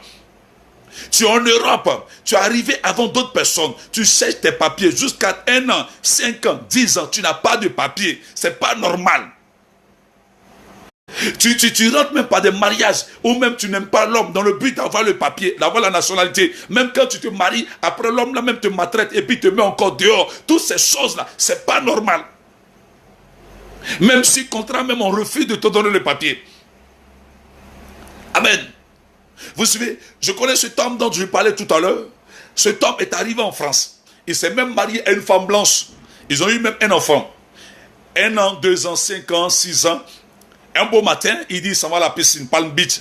Il s'en va à la piscine, il est allé avec sa femme. Évidemment, quand il a plongé dans la piscine, sa femme a plongé, cet homme a disparu de la piscine. Il est apparu en Afrique, précisément dans son village. Et il était en caleçon, maillot de bain. Il est descendu, il est sorti dans une flaque d'eau. Dans une flaque d'eau, parce qu'il y a une eau sacrée dans son village. Vous voyez, donc les esprits de réclamation ont invoqué le nom de cet homme. Ils l'ont fait disparaître depuis la piscine de France. Ils l'ont ramené au village. Il est étonné et puis en caleçon, en mode maillot de bain. Je crois pas, je crois pas. Pendant 6 mois, il est devenu fou et il est mort. Vous jouez avec votre vie. C'est pourquoi Jésus-Christ dit, sans moi, vous n'êtes rien. Sans moi, vous n'êtes rien. Vous jouez avec votre vie. Vous, parce que tu es en femme, parce que on fait rien avec. Les esprits font rien avec tes beaux yeux. Les esprits font rien avec ta belle poitrine. Ça là, ça a pourri. Ça tombe, ça se fane. La Bible dit, la beauté est vaine. Jésus dit, sans moi, vous n'êtes rien. Alléluia. Tu peux marier boss, c'est vrai. Boss là, tu sais qu'est-ce qu'il y a dans sa famille. Regardez, quand Adam a vu Ève pour la première fois, Adam n'a pas regardé le côté physique. Adam a regardé d'abord dans l'intérieur. De qui? Il a regardé dans l'intérieur de Ève. Il dit, voici l'os de mes os. On ne peut pas voir les os à l'œil nu. L'os, c'est quelque chose qui est caché à l'intérieur. Donc ça veut dire, Adam a cherché à regarder l'intérieur, la partie spirituelle de Ève. Et quand il a vu, il revient maintenant sur la surface. Il dit, voilà, chair de ma chair. Aujourd'hui, quand vous voyez quelqu'un, bon chic, bon genre, il a un ventre plat, comme plaqué de chocolat pour Cristiano Ronaldo. Non, elle a une belle poitrine, elle a un bon boubaraba. Frère, tu ne sais pas ce qui se passe spirituellement dans ce corps-là. Il y a des gens qui sont mariés à des femmes, ils ont commencé à avoir tous les problèmes dans leur vie. Il y a des femmes qui sont mariées avec des hommes, elles ont commencé à avoir toutes les malédictions dans leur vie. Est-ce que tu sais tout le monde spirituel qui se tourne autour, qui se trame autour d'une femme, autour d'un homme. Il ne faut pas regarder la beauté physique. Il ne faut pas regarder la forme, la taille. Mais qu'est-ce qui se passe? C'est pourquoi dans la Bible, les hommes se mariaient parce qu'ils partageaient la même foi, le même Dieu, et ils priaient. C'était des hommes de Dieu. Les hommes ne regardaient pas à la valeur physique ou intellectuelle, ou à la valeur financière, mais ils regardaient à la grâce de Dieu sur une femme, la grâce de Dieu sur un homme. C'est pourquoi la Bible dit, la femme qui craint l'Éternel, c'est elle qui sera louée. Les esprits de réclamation. Pose-toi la question. Regarde la vie de tes enfants. Regarde tout autour de toi. Tu dis toi à ta maman, est-ce que ta maman là, elle-même s'est mariée? Et puis c'est elle qui combat ton mariage. Est-ce que ton papa il s'est marié? Il s'agit de vie, il ne s'agit pas de mon papa chéri. Tu peux honorer ton père. Mais quand il s'agit de ta destinée, frère, il ne faudrait pas que tes parents aient une influence sur ta destinée. Et vous ne savez pas. Dans l'esprit de réclamation, ils peuvent mettre rattaché sur le point de vue sentimental, tu ne peux pas te défaire de ton père, tu ne peux pas te défaire de ta mère. Abraham s'est séparé de l'autre. Abraham s'est séparé, tu dis va à gauche, je vais à droite. On doit avoir le courage de se dire la vérité. Asseyez-vous, donnez votre vie véritablement au Seigneur Jésus. Ce soir, c'est la première partie des réclamations. Je vais continuer demain pour rentrer en profondeur et je vais revenir sur la sorcellerie, l'envoûtement et comment reconnaître que vous êtes envoûté. Comment reconnaître que votre mari ou bien vous-même vous êtes envoûté ou bien comme un homme vous envoûté. Comment reconnaître les signes d'un envoûtement dans la vie de ta soeur. Si un homme l'a envoûté ou bien quelqu'un l'a envoûté, vous allez voir les maléfices et les sortilèges, l'envoûtement et les signes demain. Alléluia. Et les esprits de réclamation attirent certaines personnes. Aujourd'hui, vous voyez beaucoup de personnes qui avaient bien commencé le ministère. Tu apprends demain matin, il allait faire un pâté, un vaudou pour avoir la puissance. Les esprits de fétiche qui étaient dans sa famille, les esprits de communion qui étaient dans sa famille, il n'a pas été délivré. Ce n'est pas Dieu qui a venu briser vos malédictions. Il a dit à Simon-Pierre, tout ce que tu lies cette terre sera lié au ciel. Tout ce que tu délieras sera délié. Ce n'est pas Dieu qui va venir délier pour toi. C'est pourquoi, regardez, à la Pentecôte, les disciples ont été revêtus de la puissance du Saint-Esprit. Pour sortir de toutes ces choses, vous avez besoin de recevoir pleinement Jésus-Christ dans votre vie. Quand vous recevez Jésus-Christ dans votre vie, dans votre cœur, dans votre âme, dans votre esprit, vous n'avez plus besoin de crier le feu, le feu. Parce que tant que vous n'êtes pas rempli de la puissance du Saint-Esprit, vous êtes toujours en train de gêner. Je gêne, je prie, je taille, je prie, je taille, je brise. Frère, tu as brisé, ça finit pas. Le problème, le vrai point, vous devez accepter réellement Jésus-Christ. Vous savez pourquoi? À la Pentecôte, la Bible dit que les disciples ont été revêtus de la puissance du Saint-Esprit. Et le psaume 150 dit, le psaume 150, verset 1 au verset 6 dit, que tous ceux qui respirent louent l'Éternel. Il avait dit, louez l'Éternel dans l'étendue où éclate sa puissance. Regardez, quand la puissance de Dieu vient dans un corps, quand la puissance de Dieu descend dans la vie d'un individu, dans la vie d'une femme, la Bible dit, louez l'Éternel dans l'étendue où éclate sa puissance. Quand la puissance de Dieu éclate, c'est comme une bombe qui brise les liens de famille dans votre vie. Ça brise les autels familiaux, les autels familiaux. Donc vous n'avez plus besoin de prendre offrande pour aller donner à un homme de Dieu pour renverser les autels. Non. C'est pourquoi la Bible dit, Jésus les a dit, restez ici à Jérusalem jusqu'à ce que vous soyez baptisés de la puissance du Saint-Esprit. Il y a 3 niveaux de l'esprit. Il y a avoir le Saint-Esprit, être rempli du Saint-Esprit et être revêtu du Saint-Esprit. Vous pouvez avoir le Saint-Esprit, mais le Saint-Esprit ne prend pas le contrôle dans votre vie. C'est pourquoi vous êtes coléreux, vous êtes colérique. Donc tu vois d'autres hommes de Dieu, ils sont encore toujours dans les coins de prostitution, dans les boîtes de nuit et vous êtes étonnés. Il a le Saint-Esprit, mais le Saint-Esprit ne prend pas le contrôle de leur vie. C'est pourquoi Jésus a été rempli du Saint-Esprit et la Bible dit il a été revêtu de la puissance du Saint-Esprit. Et la Bible dit louez l'Éternel dans l'étendue où éclate la puissance de Dieu. Vous n'avez pas vu un apôtre dans l'église primitive où il passait les temps, je taille, je brise, je taille, je taille. Matin, jeûner n'est pas mauvais. Mais aujourd'hui, vous voyez tous les chrétiens, on les fait croire matin, midi, soir, pour entrer dans la nouvelle année, viens jeûner contre les sorciers. C'est la peur qui vous fait jeûner. Vous pouvez gêner, le jeûne est biblique, mais lorsqu'on te dit à cause des sorciers, tu as gêné, frère, il y a un problème. Le problème, c'est parce que ces gens qui donnent des gens des messages là, eux-mêmes ne sont pas pleinement en Jésus-Christ. Excusez-moi, j'ouvre une parenthèse. Mon père est décédé. Quand mon père est décédé en 2013, il y avait près de 10 pasteurs qui étaient présents. des amis à Dalois, ils étaient là.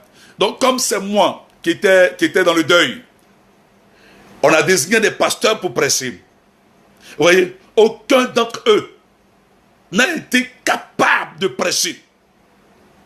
Vous suivez, ils avaient peur. Non, les sorciers sont quittés au village, ils sont venus. Eux là, vous voyez, non.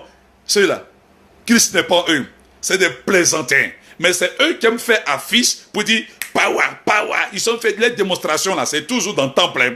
Mais quand on dit allons dehors, on va voir si c'est vrai ouin, sans groupe musical, sans groupe d'intercession, allons dehors, ou bien allons dans un village. Regardez, c'est moi qui étais en deuil, mon père est décédé. Aucun de ces 10 hommes de Dieu, de taille, qui ont des milliers de fidèles, n'a été capable de prêcher. Il y a un qui dit non, il ne s'est pas préparé. Aïe! Est-ce qu'un corps habillé, je vous pose la question, est-ce qu'un corps habillé, on vous dit il y a la guerre, ou bien il y a un voleur, il va dire non, laissez, j'allais m'entraîner d'abord pour tirer, pour revenir. Mais tu as un problème.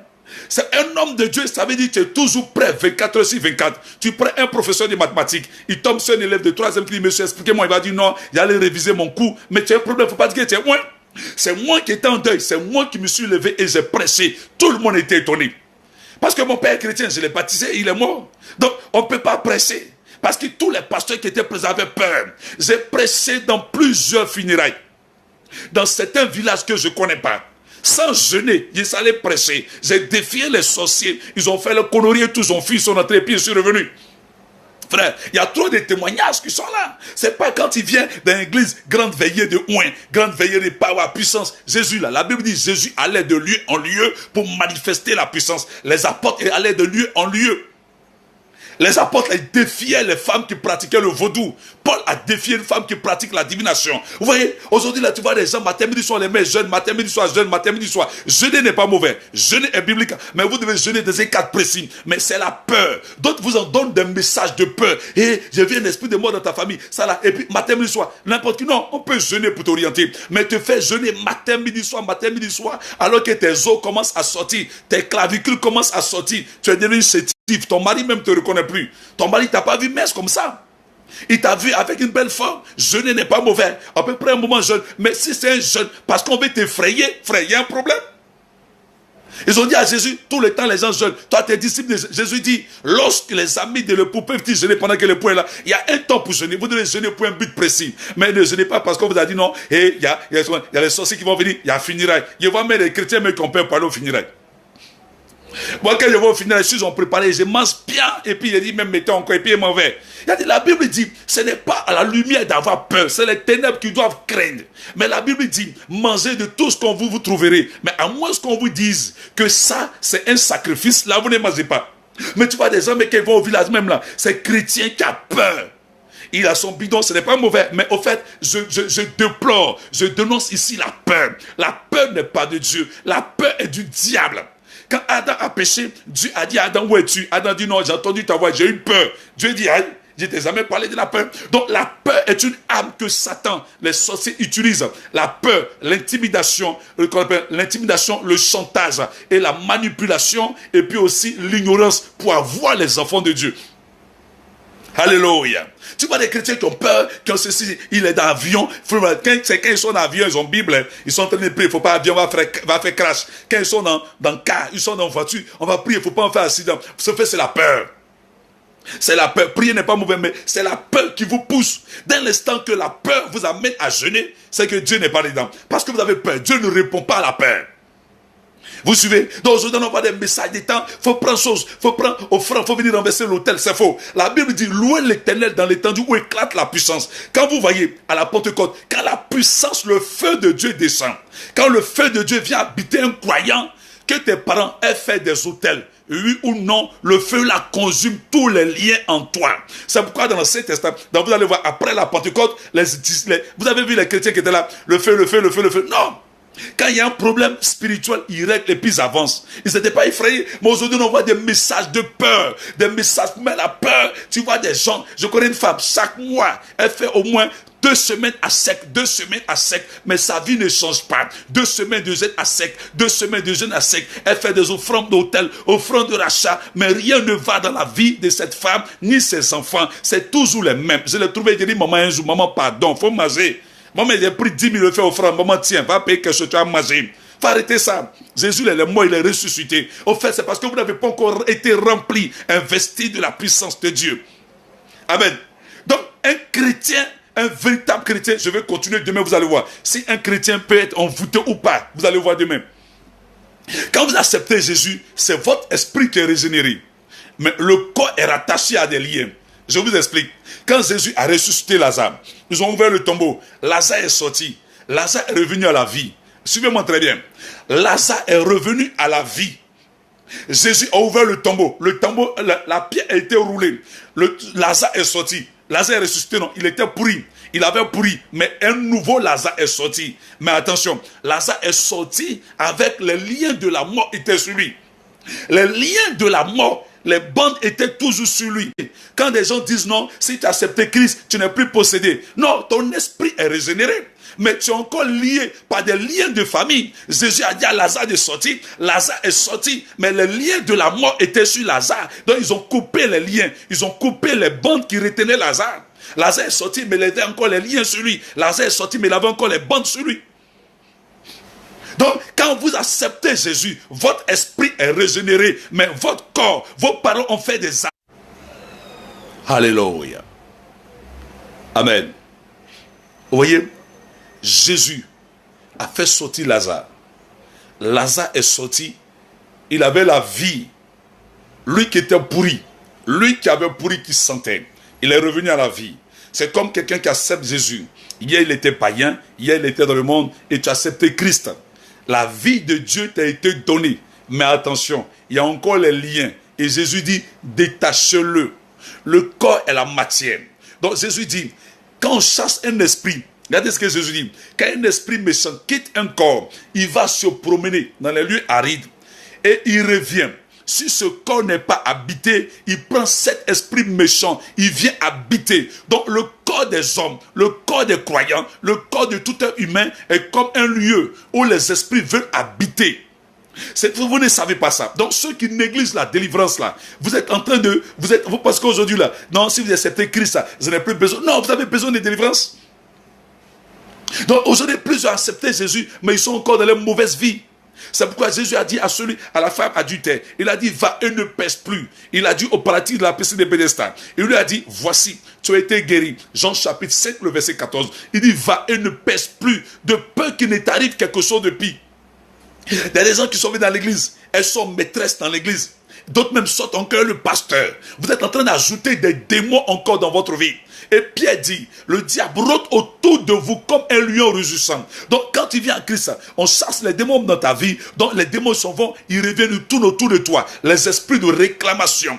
Simon Pierre a marché avec Jésus. Il est parti avec Jésus. Mais ça n'a pas empêché les esprits de réclamation de le ramener en arrière.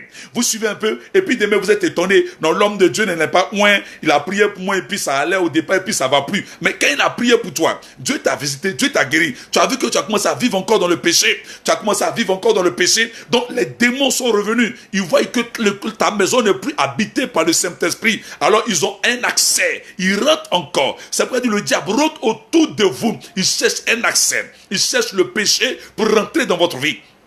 Judas était avec Jésus, mais est-ce que ça empêchait le diable de rentrer? Mais Judas était cupide et il était voleur. La Bible dit, et Satan entra dans le cœur de Judas. Vous voyez, on n'a pas dit un démon, Satan entra dans le cœur de Judas. Donc il y a un chrétien qui ne vit pas la pleine vie en Christ. Le diable peut rentrer dans son cœur, le diable peut rentrer dans le cœur de ton mari, le diable peut rentrer dans le cœur de ta femme.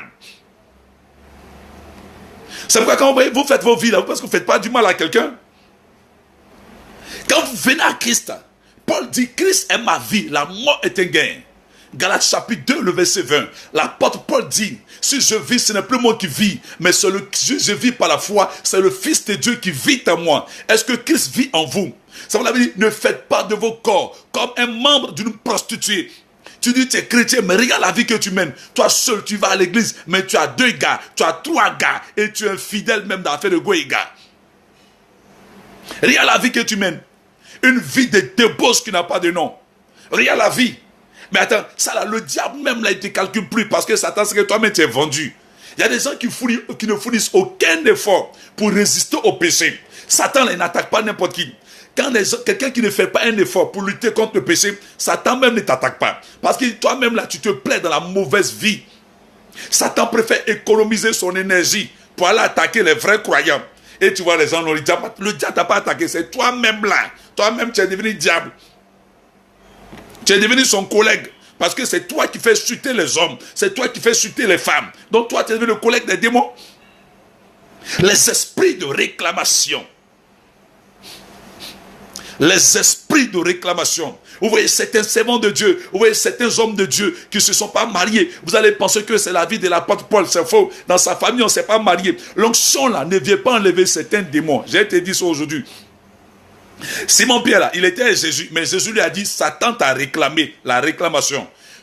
Moïse là, il causait avec Dieu matin, midi, soir. Il avait le bâton de puissance en main. Moïse là, l'esprit de colère que Jacob a prononcé sur sa vie a fait que, sur la tribu de Lévi, a fait que Moïse n'est pas rentré à Canaan. Vous jouez avec la réclamation. C'est pourquoi vous voyez certains hommes de Dieu, l'esprit de sirène des eaux, de séduction, il couche avec certaines filles, il couche avec toutes les filles de l'église. En fait, il n'est pas délivré ce côté. Il n'est pas affranchi. L'esprit des eaux le réclame. L'esprit de réclamation est en lui. Donc désormais, ils vont l'utiliser pour faire chuter les fidèles dans l'église. Donc au lieu d'être un camion d'âme, il devient un instrument entre la main du diable pour faire tomber des gens dans le péché. Les esprits de réclamation et les œuvres pour vous amener toujours échec de dernière minute, échec de répétition, les cycles maléfiques. Vous voyez chaque fois, à chaque période, les mêmes problèmes arrivent à chaque période, à chaque fin d'année, ou bien à chaque milieu d'année, ou bien à chaque mois de juillet, il y a une maladie qui revient et vous voyez que ta maman avait cette maladie et ton papa avait cette maladie, tes petits frères avaient cette maladie. Les esprits de réclamation qui travaillent avec les esprits exécuteurs. Vous jouez avec la délivrance. Recette à délivrance. Et tu vas dire, telle personne m'a blagué. On a eu un foyer, il m'a abandonné. Par moment, ce ne sont pas les hommes. Par moment, ce sont des esprits qui sont avec vous, qui disent qu'on ne doit pas te marier. Je vais vous dire quelque chose. Il y a les esprits de célibat. Et il y a les esprits anti-mariage. Si vous ne savez pas, l'esprit de célibat avait dit, vous, on ne doit pas vous marier. Vous suivez? Et maintenant, on prie. Dieu, qu'il y a quelqu'un qui prie. Il a tout fait, il t'a marié. Maintenant, quand tu rentres dans le mariage, dans le foyer, dans le foyer, ça devient esprit d'anti-mariage. L'esprit d'anti-mariage a pour but de combattre votre joie maritale, a pour but de combattre votre stabilité de mariage. C'est pourquoi vous voyez les gens qui sont mariés, mais ils ne ressentent pas la joie du mariage. Ils n'ont jamais été heureux dans leur mariage. L'esprit de mariage, anti-mariage, combat le mariage. Il combat. Ça, ce n'est plus l'esprit de célibat. Je fais la part des choses. Il y a ce qu'on appelle des démons de célibat, des esprits de célibat et des esprits anti-mariage. Ils ont le but pour combattre votre joie de mariage. Et maintenant, ils vont voir les esprits de réclamation et les esprits exécuteurs. Un beau matin, l'esprit de réclamation dit, viens, je suis pas heureux. Mon papa m'avait dit, ma maman m'avait dit, c'est quel mariage ça là? Je suis venu pour souffrir. Et maintenant tu commences à penser au propos de tes parents ou de tes camarades. Et puis un bon matin, le monsieur t'a rien fait, il allait au travail. Et puis il vient à son absence, toi tu prends tes bagages pour aller chez tes parents. Parce que tu commences à les haïr. Il t'a rien fait, mais il commence à t'énerver. Ton mari commence à t'énerver. Voilà les esprits de réclamation qui vont travailler avec les esprits d'anti-mariage, qui vont travailler avec les esprits de mari de nuit et de famille de nuit. C'est toute une organisation. Demain soir, je vais rentrer dans les détails de chaque esprit, comment ils opèrent dans le monde des esprits de réclamation. Et ça travaille avec un esprit qui est au milieu de tous, avec l'orgueil. Je m'en fous, si tu payes 100 toi, l'orgueil. Et l'orgueil fait qu'il y a un air de suffisance. Tu te dis, tu es belle, tu es claire, tu es en forme. Toi, tu as quelqu'un qui avait été marié. L'esprit d'orgueil rentre encore maintenant. Alléluia. L'esprit de réclamation. Les esprits de réclamation vous poursuivent. Vous allez voir, lorsque Jacob partait de chez Laban, la Bible dit, sa femme Rachel a volé les terebinths de son père. Donc, à cause des terebinths de son père, Laban poursuivait Jacob. Sans savoir que ce n'est pas Jacob qui avait pris, mais c'était sa fille Rachel qui avait pris. Vous suivez? Donc, c'est comme ça, il y a des Labans qui poursuivent des gens. Parce qu'ils disent quoi? Vous les devez quelque chose. Aujourd'hui, il y a des femmes qui ont du mal à se marier. Parce qu'elles ont été avec des gens. Elles ont été avec un homme, elles ont été avec une femme, où il y a des choses qui ont été faites entre eux. Ils n'ont pas réglé ce problème, et puis ils veulent rentrer dans un autre foyer. Un beau matin, cet esprit de réclamation vous ramène. Donc cet homme peut avoir un droit légal sur vous. Cette femme peut avoir un droit légal spirituel. Alléluia. C'est notre première partie, avec les esprits de réclamation. Alléluia. Il y a des femmes qui sont allées prendre ce qu'on appelle secret des femmes pour avoir un mari. Il y a des femmes qui sont allées voir des marabouts, des féticheurs pour avoir des choses. Et tu es marié, il ne faut pas te presser. L'esprit de réclamation là, ça va te trouver. Et quand ils vont te ramener en arrière, ça va faire pitié. Ça va faire pitié. Ton affaire, je suis un boss, je suis une grande go, ça va faire pitié. J'ai pris qu'on n'arrive pas là. Donc tous ceux qui ont eu des gens de patte dans votre vie, vous pouvez me contacter en une mosse. Et dans la discrétion, on va vous orienter. Puisque c'est la première partie. Demain, je vais rentrer en profondeur avec comment reconnaître les maléfices, les envoûtements, les sortilèges. Comment reconnaître que tu es envoûté. Ou bien un garçon t'a envoûté. Ou bien un garçon a envoûté ta soeur. Ou bien ton mari est envoûté par une autre fille dehors. Tu vas reconnaître les signes de l'envoûtement. Vous êtes là dans la maison et puis tu sens du coup une mauvaise odeur. Et tu sens une odeur de pourriture. Tu cherches. S'il y a un animal qui est pourri, peut-être il y a une souris qui est morte, peut-être qu'il y a un reptile qui est mort, peut-être qu'il y a un cafard pourri, mais tu cherches, tu ne vois rien de pourri, mais tu sens une mauvaise odeur. C'est le signe de la présence d'un démon qu'un marabout a envoyé contre toi. Ça s'appelle l'asmodée, c'est l'œuvre de l'envoûtement. Vous êtes là, un coup vous regardez la télé et vous voyez que vous n'avez pas utilisé la télécommande et puis le volume de la télé augmente seul le volume.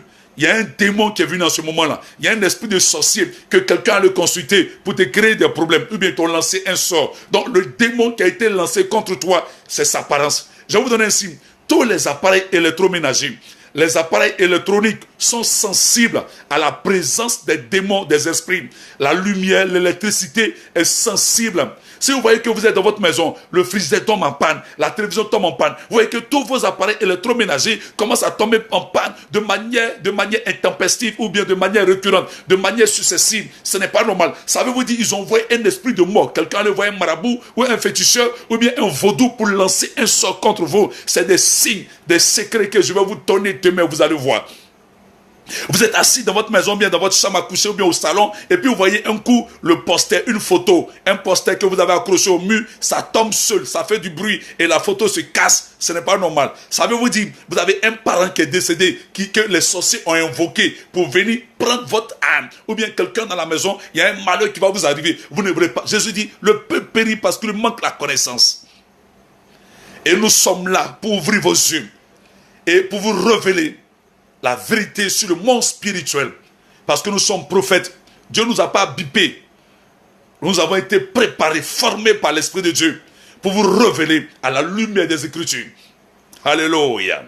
On n'est pas là seulement pour dire je vois, tu vois, c'est-à-dire non, pour vous enseigner. Quand vous êtes un disciple, vous êtes aguerri, vous avez l'enseignement, vous avez la parole, rien ne peut vous effrayer. Que tu sois en France, en Paris, aucun sorcier ne peut t'effrayer. Vous suivez? Vous êtes là, vous avez un jardin ou bien un pot de fleurs et vous constatez que vous arrosez constamment chaque matin, mais la fleur commence à jaunir seule. Alors qu'on n'est pas au temps de la sécheresse, on n'est pas au temps de l'été et la fleur commence à jaunir seule. Vous allez comprendre demain. Plein de choses et comment la manifestation des symptômes de l'envoûtement, des mauvais sorts, les sorts de la magie noire ou de la magie rouge. Alléluia. On prie Dieu que demain, je sois en pleine forme pour que je puisse vraiment vous rentrer en profondeur. C'est la première partie. Et demain, nous allons vous montrer des sujets de prière. Comment finir briser avec les esprits de réclamation. Comment rompre avec ces esprits. Comment les briser. Et je vais vous donner le sujet de prière. Vous allons prier demain. Priez demain pour chaque personne qui sera connectée demain. Quelle que soit votre position, nous allons briser ces liens de réclamation. Donc, ce que vous devez faire, c'est de faire la paix avec le Seigneur. De recevoir véritablement Jésus-Christ dans votre vie. Parce que tant que vous êtes dans une mauvaise posture, vous ne pourrez jamais. Évitez de bouffer l'argent d'un homme que vous n'êtes pas amoureux. Si tu n'aimes pas quelqu'un, il faut éviter de prendre son argent. Si tu n'aimes pas un garçon, il ne faut pas parce que c'est ton gaou Petit Denis a chanté, j'ai dit ça tous les jours. Petit Denis dit, tu vas doubler Gaou jusqu'à un jour vient Gaou, il va te doubler. Si un tel individu, il te donne, oh tu sais qu'il te courtise, oh tu sais que l'homme là, il veut que tu sois sa femme, bien son épouse, bien sa petite amie, et tu sais pourquoi il court après toi. Il te fait des dons, tu ne l'aimes pas, tu ne partages pas les mêmes sentiments que lui, mais tu vas abuser de la confiance parce que le fait qu'il t'aime pour prendre son argent. Frère, si tu n'arrêtes pas sur ce dernier-là, il va avoir un fétiche, un vaudou. Il n'y a pas à faire au nom de Jésus. Jésus a dit, à donner à César ce qui est à César. Vous ne comprenez pas les esprits de réclamation. Il y a la restitution. C'est pourquoi quand Jésus est rentré chez Zachée, Zachée a dit, si j'ai fait du tort à quelqu'un, je lui donne le double. Il y a la restitution. Si vous ne savez pas, il y a des gens autrefois qui ont pris des talismans, des bagues magiques, des livres magiques. Vous devez jeter toutes ces choses, les faire brûler par le feu. Il y a la restitution. Sinon, vous avez des esprits au travers de ces documents, au travers de ces livres, vont vous poursuivre un bon matin.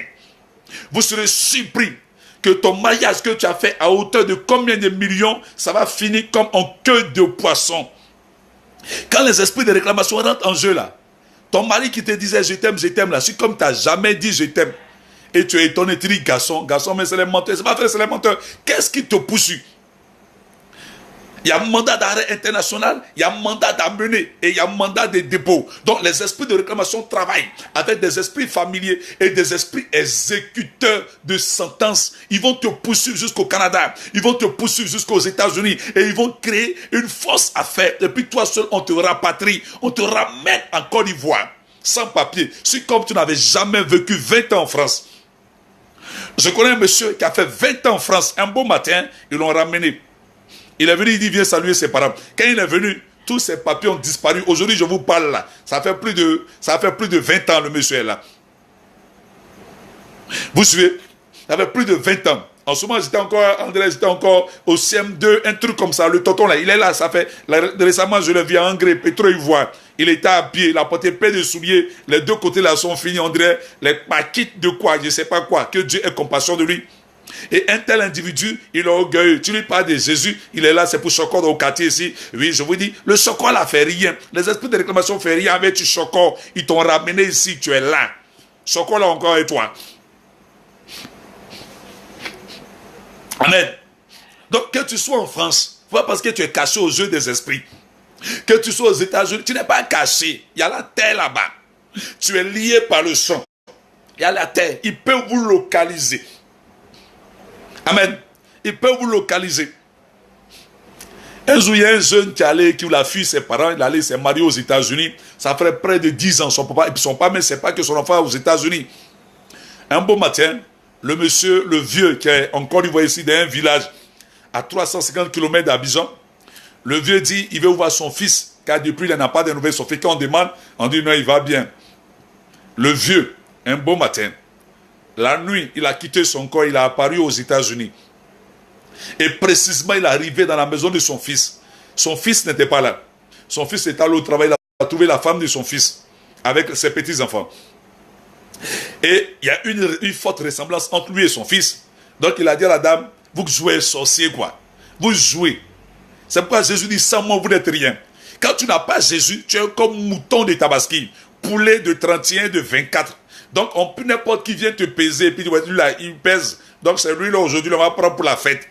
Actuellement, là, quand ils ne viennent pas à toi, c'est qu'ils n'ont pas encore pensé à toi. C'est les yeux vont penser à toi, là, ils vont arriver. Mais je prie au nom de Jésus. Les miroirs, ils prennent pour te localiser et briser en petits morceaux au nom de Jésus. Le sang de Christ est sur toi pour te rendre invincible et invisible. Rien de ce qui feront contre toi ne marchera. Donc la femme, il a frappé à la porte, la femme ouvre la porte. Elle dit oui, c'est ici. Il dit le nom de son fils, c'est ici, il habite. Non, oui, je suis son père, je suis venu le rendre visite. Vous suivez? Je ne sais pas s'il a parlé en anglais ou oui ou non. Vous jouez sorcier. Et il a pris photo. Elle dit non, il n'est pas allé là l'autre. Donc il a pris photo. Il dit tu as un appareil ici, bien tu as une caméra. Elle a pris photo et son portable. Comme preuve pour dire à son enfant, tu n'es pas caché. Je te vois. Donc on a calé doucement, doucement. Le vieux, il est parti. Quand le mari est revenu dans la soirée, il a fini de se déshabiller. La femme lui dit, ah chérie, ton père est passé, c'est pour le saluer. Il n'a pas prêté attention. Et à sa grande surprise, son mari ne répond pas.